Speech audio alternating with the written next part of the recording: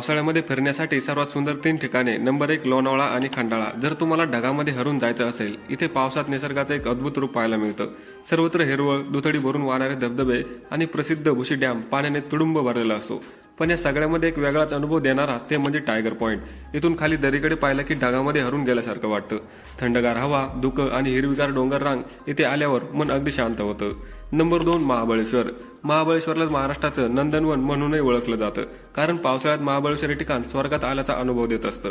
इथे धुक्याने वेढलेले रस्ते, घनदाट जंगल आणि अनेक पॉइंट्सवरून दिसणारी निसर्गाची भव्यता मन मोहून टाकते. इथले प्रसिद्ध धबधबे तर पावसात पूर्ण क्षमतेने वाहतात.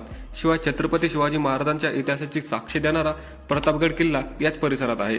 निसर्गाची सोबत आणि इतिहासाचा स्पर्श या दोन्ही गोष्टींचा अनुभव घेण्यासाठी तुम्ही महाबळेश्वरला या ठिकाणाला एकदा तरी नक्की भेट द्या. नंबर 3 ताम्हिणी घाट. आपलं तिसरं सर्वात सुंदर ठिकाण म्हणजे पुण्याजवळचा ताम्हिणी घाट. पावसाळ्यात या घाटातून प्रवास करणं म्हणजे एक अविस्मरणीय अनुभव असतो. इथे डोंगर माथ्यावरून पसरलेली धोक्याची दाट चादर आणि ठिकठिकाणी कोसळणारे लहान मोठे धबधबे एक वेगळाच जल्लोष निर्माण करतात.